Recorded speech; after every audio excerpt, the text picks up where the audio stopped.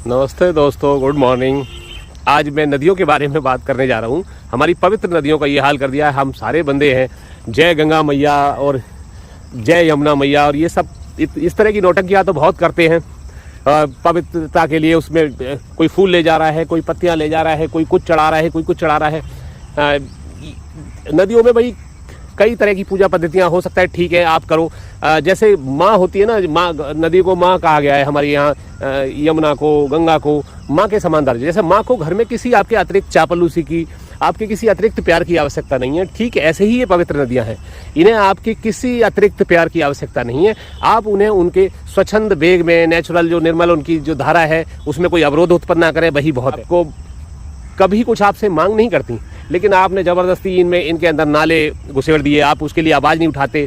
ये खामखा की गंगा मैया और ये सब नौटंकी पूजा पाठ की, अगर आप इन पवित्र नदियों के लिए आवाज़ नहीं उठा सकते, चलो कोई बात नहीं, कम से कम अपनी तरफ से गंदगी उनमें ना ले जाएं या उन्हें अपवित्र ना करें, इतना तो कर सकते हैं। अपने जो शहर हैं, अपने कस्बे हैं, उनमें से जो निकलने वाले नाले हैं उनको कम से कम ट्रीट करने के बाद नदियों में डालें, इतना तो आप आवाज़ उठा सकते हैं। जो हमारी प्रायोरिटी में ही नहीं है भाई, पॉल्यूशन के लिए जो नदियों में जो पॉल्यूशन हो रहा है उसको रोकना हमारी प्रायोरिटी में ही नहीं है। हम अपनी नदियों की पूजा करते हैं, इतने सारे हमने कर्मकांड कर रखे हैं, लेकिन आप देखिएगा सारी तरफ पॉल्यूशन ही पॉल्यूशन है और नदियाँ चौक हुई पड़ी हैं, वो अपनी अंतिम सांसें ले रही हैं। और वहीं यूरोप की नदियाँ देखो, जो ये पूजा पाठ की नौटंकी नहीं करते, लेकिन उनके वास्तविक महत्व को समझते हैं। जैसे हमारे घर में माँ होती है ना, हमें उसे किसी चापलूसी की आवश्यकता नहीं, भाई आपकी किसी अतिरिक्त केयर की आवश्यकता नहीं है। ठीक वैसे ही नदियाँ होती हैं, वो अगर उस निर्मल अपने बहाव के साथ बहेंगी तो वो इस धरती को भी स्वर्ग बनाएंगी, आपके जीवन को भी स्वर्ग में बनाएंगी। भाई ठीक उसी तरह से है। इसीलिए माँ कहा गया है कि जैसे यूरोप ने उनको कहने के लिए माँ नहीं कहा, उन्होंने अपनी नदियों को ऐसे बना दिया है कि आप उनमें से डायरेक्ट पानी पी सकते हो। और बल्कि हमारी नदियों का ये हाल है कि इतना पॉल्यूशन होने के बाद भी, ये तो हमारी जिद है कि हम उसे अभी भी पिए जा रहे हैं, और ये है हम मानते हैं, हमारी इतनी श्रद्धा है तो हमें सब कुछ चल रहा है। भाई जो हमारी गंगा है, यमुना है, इनको किसी अतिरिक्त आपके पूजा पाठ की, आपके कर्मकांडों की, आपके कुछ सम्मान सूचक शब्दों की आवश्यकता नहीं है। आप इन्हें इनके स्वच्छंद वेग के साथ, निर्मल धाराओं के साथ बहने देंगे, इतना ही उपकार इनके लिए बहुत है। जैसे घर में माँ होती है, उसको वास्तविक सम्मान की आवश्यकता होती है, उसी तरह से ये पवित्र नदियाँ हैं, इनको आपके वास्तविक सम्मान की ज़रूरत है, वही बहुत है। जैसे हमारा धर्म का मामला होता है, हम धर्म में किसी ने कभी कुछ कह दिया होगा किसी भाव के साथ, कलयुग केवल नाम आधारा। भाई हम सारे के सारे नामों में लगे हुए हैं, सारे जितने कथावाचक हैं वो सुनाते रहते हैं, अगर आप नाम ले लोगे बस आपको स्वर्ग मिल जाएगा, आपको धरती बैकुंठ में जगह मिल जाएगी, ये मिल जाएगी। आप भाई ये सोचो, इसी तरह राम राम कृष्ण कृष्ण आप कर रहे हो यार। राम ने मर्यादा पुरुषोत्तम बन के ये एग्जाम्पल सेट किए, उन्होंने भगवान की तरह कुछ भी हासिल नहीं किया। आप उनके जीवन से आप समझने की कोशिश करो, राम का नाम लेने से नहीं भाई। वास्तविक स्थिति ये है कि अगर आप राम बन के राम की तरह कुछ बर्ताव करके, राम जैसे उनके जो उन्होंने एग्जाम्पल सेट किए उनके हिसाब से ना कुछ करेंगे जो उन्होंने हासिल किया, हम तो उन्हें डायरेक्ट भगवान बना देते हैं और सोचते हैं हम तो मामूली इंसान हैं, हम क्यों कुछ कर सकते हैं। जो कुछ करेंगे भगवान राम आके अवतार ले लेंगे, वो कर देंगे। इसी तरह कृष्ण को बना दिया, कृष्ण ने इतने सारे महान काम किए, लेकिन नाम लेने के नाम पर हरे राम हरे कृष्ण हरे राधे राधे राधे। भाई जिन नाम उनका तब आप ले रहे हैं ना जब उन्होंने इतने महान काम किए। अगर महान काम नहीं किए होते तो थोड़ी ना नाम ले रहे होते। तो भाई उनकी महानता जिन चीज़ों से थी, जिन वजहों से थी, जिन कारकों की कारण उनकी पूजा होती है, अगर आप वैसा करेंगे तो उन्होंने, कृष्ण ने भी कहा, अर्जुन ने जब कहा भाई आप तो ईश्वर हैं, आप तो ब्रह्म हैं, तो वो कह रहे भाई वही ब्रह्म तेरे अंदर है, वही मेरे अंदर है। अगर आप इस बात को समझोगे कि जब आप कर्म करोगे, आप उसके हिसाब से कुछ करोगे तो आप भी ईश्वर के समान बर्ताव कर सकते हैं इस धरती पर। आप भी मर्यादा पुरुषोत्तम हो सकते हैं, आप भी कृष्ण की तरह। भाई कितने महान लोगों को पूजा गया, सारे भगवान थोड़े ही थे इस धरती पर, कितने लोगों को भाई हम सम्मान देने लगे हैं, देते ही हैं। तो ये वास्तविक चीज़ें समझें भाई। खाली नाम लेने से, गंगा मैया, यमुना मैया या ये सब राम राम कृष्ण कृष्ण करने से, उनके जीवन चरित्रों को भी समझें। ये सारे पुजारी पंडे, इनका तो यार आप नाम, मतलब वो कहते रहते कलयुग केवल नाम आधारा, आपको इकट्ठा कर रहे हैं अपने पंडालों में, अपने इनमें भाई वो धर्म के लिए कुछ भी नहीं कर रहे। आप अगर वास्तविक स्थिति में देखोगे ना तो ये धर्म नहीं है। खाली नाम लेना, सारे दिन भजन गाते रहना, ये धर्म नहीं है। धर्म के लिए जो धर्म की आवश्यकताएं होती है ना, हर युग में, हर समय, काल, परिस्थितियों के हिसाब से बदल जाती हैं।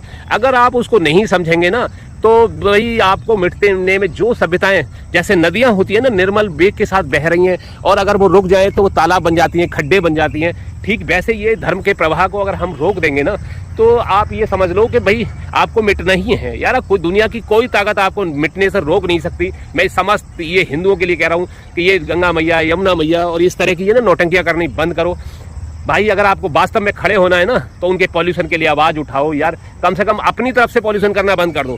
लोग इतनी बड़ी बड़ी मूर्तियां लेके जा रहे हैं, कौन सा यार ऐसा वो काम है, छोटी भी तो कर सकते हो भाई। इतने बड़े बड़े दिखावे की ना कामों की वजह से हमारे धर्म का सत्यानाश हो रहा है। अब दुनिया भर की चीजें, मतलब एक आध चीज नहीं है, धर्म में हर जगह हमने पाखंड घुसेड़ दिया है। हम बड़ी बड़ी मूर्तियां करके ये दिखाते हैं कि भाई हमारे पास ज्यादा पैसा है, तुम्हारी कोई औकात नहीं। छोटे लोगों को एक तो नीचा देखने का वो मिलता है और तुम्हें गर्व करने का अनुभव होता होगा, लेकिन दूसरों की तो उसके साथ, और फिर पॉल्यूशन, धरती के साथ भी ये अत्याचार ही हो रहा है। तो वास्तविक चीज़ें समझें। मेरा किसी से कोई बैर भाव नहीं है भाई। मेरा सिर्फ ये है कि आप वास्तविक चीज़ें नहीं समझेंगे ना, खाली नाम लेने से भाई कुछ नहीं होता। गुड़ कहने से ना मुंह मीठा नहीं होता, शक्कर कहने से मुंह मीठा नहीं होता। उसी तरह खाली राम राम कृष्ण कृष्ण, अरे यार ये जप करने के लिए ठीक है, आपने ये अध्यात्म के हिसाब से आपको बताया था, आप ध्यान लगाएं, एक नाम के सहारे ही आदमी तर जाता है, उस अर्थ में आपको समझाया गया होगा। मुझे नहीं पता, मैं इतना धर्म का जानकार नहीं हूँ, लेकिन धर्म को जो आज आवश्यकता है ना, जो मतलब हमारे को जो इस धर्म को, हिंदू धर्म को जरूरत है आज की डेट में, उन चीज़ों के लिए भी आप अगर कुछ नहीं समझेंगे ना, परिस्थितियों को समझें। संगठन के लिए कोई बंदा कुछ नहीं कर रहा है। ये तमाम साधुओं ने एक दो बंदे को छोड़ के वो एक भिक्षा यात्रा निकाल रहे हैं। मैं तो ऐसे लोगों को महापुरुष कहूँगा। हिंदुओं को एक करने के लिए पंडित श्री राम शर्मा थे हरिद्वार में, जो शांति कुंज वाले हैं भाई, उन्होंने हिंदुओं को एक करने के लिए करीब करोड़ों लोग उनसे जुड़े हैं। मतलब ये लोग महापुरुष होते हैं। ये थोड़ी अपनी कंपनियां चलाने वाले और अपने स्वार्थ के लिए ना, ये भाई कंपनियों से बड़े बड़े इनके कारोबार हैं यार। दुनिया भर के कथावाचक है, दुनिया भर के बापू क्या डाकू हो गए। और आप इनकी नौटंकियां देखो, ये रो रो के और धो के कहानियां सुनाते हैं, है ना, खुद रोने की नौटंकी करते हैं। आजकल तो भाई दुख बिकने लगा है, बहुत महंगा, बेइंतहा महंगा दुख बिकता है। जो आंसू बहा देगा, लोग उसके आसपास इकट्ठे मडराने लग जाते हैं। तो भाई चार आंसू क्या बहे भाई, पूरा जमाना आसपास इकट्ठा हो जाता है, सबकी सहानुभूति हो जाती है। वो आदमी जो गलत हो या सही हो, तो जो लोग नौटंकियां करते हैं ना, वो भाई रोने धोने में एक्सपर्ट होते हैं। तो भाई यार क्या बताऊं, किसी के दिल को दुख पहुंचेगा। मैं बता दूं, आप ये कितने ही बड़े मंदिर बना लो यार, कितने ही बड़े पुजारी पंडे, कितने ही बड़े गुरु बना लो, ये कोई आपको बचाने नहीं आएगा। आपको लोकली संगठित होना पड़ेगा। जैसे ये मस्जिदों में लोग ये मुस्लिम लोग इकट्ठे होते हैं, चर्च में क्रिश्चियंस इकट्ठे होते हैं, गुरुद्वारों में यार सिख इकट्ठे होते हैं। अगर आप हफ्ते में, 15 दिन में, महीने में इकट्ठे नहीं हो रहे ना, तो आप संगठित हो ही नहीं सकते। दुनिया की कोई ताकत आपको संगठित नहीं कर सकती, क्योंकि जब आप एक दूसरे की समस्याएं, एक दूसरे के साथ सहानुभूति, एक दूसरे के लिए सहयोग नहीं करेंगे, तो काय का समर्थन भाई, इससे घंटा फर्क नहीं पड़ता कि आप कितने बड़े बड़े ना नाम बना लो, कितने बड़े बड़े गुरुजी बना लो, कितने बड़े बड़े मंदिर बना लो, इससे कोई फर्क नहीं पड़ेगा भाई। आपको बचाने के लिए ना, जब लोकल लेवल पे आप परेशान होते हो, तो कोई गुरु, कोई कुछ, कोई बचाने नहीं आता भाई। ये वास्तविक स्थिति है, इस चीज़ को समझो। और मैं बहुत दिनों से यार यही सब चीज़ें बता रहा हूँ, यही सब चीज़ों के लिए आपसे प्रार्थना कर रहा हूँ। इसका कोई अन्यथा मतलब ना लें। किसी गुरु की मुझे मानहानि करने का कोई इरादा नहीं है, किसी धर्म के किसी कर्मकांड का मुझे कोई मानहानि करने का कोई इरादा नहीं है। मैं भाई ये नहीं चाहता, धर्म की हानि किसी तरह से भी नहीं चाहता। भाई आप ना धर्म की हानि के लिए परशुराम आएंगे, कृष्ण आएंगे, बलराम आएंगे, ये दुनिया सबके लिए बैठे हो भाई। जो आएंगे तो आएंगे यार, आप भी कुछ करोगे नहीं करोगे, या भगवानों को ही गुलाम बना रखा है, उन्हीं के से सारे काम कराओगे, है ना। तो ये वास्तविक स्थिति समझो। धर्म ना, धर्म के लोगों ने ही बचाया है। कभी भगवान कह दिया होगा, उसमें बचाने आएंगे। हो सकता है किसी रूप में आप भी भगवान बन जाओ यार। ब्रह्म सबके अंदर एक समान है भाई। अगर आप उस ब्रह्म को जगा लोगे ना, तो आप पर ब्रह्म की तरह ही एक तरह से हो जाओगे। आप मतलब आप चलो मेरे साथ इकट्ठे हो जाओ, किसी और के साथ इकट्ठे हो जाए, इससे कोई फर्क नहीं पड़ता। तो भाई संगठन अगर आप नहीं बनाओगे ना, तो बस आप मिटने ही वाले हो। आप में से पहले से ही लोग, कोई साईं को पूज रहा है, कोई आई को पूज रहा है, कोई टाई को पूज रहा है। आप पहले ही इतने ज़्यादा विकसित हो चुके हो ना। अगर आपको ये बहम हो कि आप 80% हो, तो भाई आप 30-40% तो वैसे ही हो। अगर आपको ये बहम हो ना, आपके अंदर कितने संगठन बन गए, कितने गुरु, हर मोहल्ले में एक नया भगवान खड़ा हो गया है, एक नया गुरु खड़ा हो गया है, एक नया मंदिर, नया पुजारी। आप ये समझो ना, आपको लगता होगा कि इससे कुछ धर्म का भला हो रहा है। रोज नई जगह नया पंडाल और नया सब चीज़ देखते हो भाई। जब तक लोकली संगठित आप नहीं हो ना, जब सारा समाज तय करता है ना अपनी भलाई के लिए, ये तो लोग अपनी अपनी भलाई के लिए लगे पड़े हैं। जितने भी टेंट हैं, जितनी भी वो हैं, इनसे लोकल लोग मिल जाते हैं, जो हमारे रहनुमा बनने की नौटंकी करते हैं, फिर वो लंबा चौड़ा कमाते हैं भाई। और ये इसमें बड़े कारोबार हैं, आपको सब अपने आसपास सब समझते होंगे, लेकिन हमें नज़रअंदाज करने की एक आदत सी लग गई है। धन्यवाद।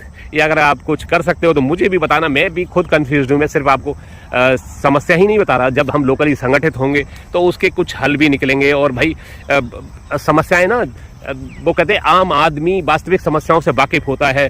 एक बड़ी वैसी कहावत भी है, मैंने पहले भी आपको बताया, भाई जूते की कीमत टोपी से हमेशा ज़्यादा होती है, क्योंकि जूता ज़मीन से जुड़ी हुई चीज़ है और टोपी सिर की चीज़ है। जो इतनी बड़ी लंबी चौड़ी आध्यात्मिक बातें करने वाले लोग हैं, ये आपकी समस्याओं का हल या तो ये जानते नहीं हैं, बताते नहीं हैं, या भगवान कसम इन्हें आता नहीं है, क्योंकि ये ज़मीन की जो हकीकत है ना, उससे जुड़े ही नहीं है। ये चीज़ों को नकारना हमारे हिंदू धर्म की आदत बना दी है इन्होंने।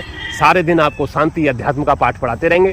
भाई घर के सामने इकट्ठी हुई भीड़, तलवारों के साथ जमा भीड़, कन्वर्जन के लिए जमा भीड़, जिहादी भीड़, उसके लिए कौन सी किताब, कौन सा अध्यात्म को दिखाओगे? और किस अध्यात्म ने आपको कहीं बचा दिया है? दुनिया की किस सभ्यता को बचा दिया है? सिर्फ एक ही लॉजिक का जवाब दे दो भाई, ये जो पागल लोग हैं ना, इन्हें इजराइल जैसी शक्ति, संगठन, टेक्निक यही बचा सकती है। तो आपको संगठित होना है, शिक्षित होना है, खड़ा होना है, मजबूत होना है, किसी को मारने काटने के लिए नहीं, अपने बचाव के लिए, है ना, अपनी समृद्धि के लिए खड़ा होना है। नौटंकियों से बाहर निकलो भाई। आप वास्तविक स्थिति से समझो, अपने पूर्ण वैभव के साथ हिंदू धर्म की वापसी हो। धन्यवाद, नमस्ते। यही अपनी कामना है और यही मैं सोच रहा हूँ सबकी कामना हो। नमस्ते, धन्यवाद।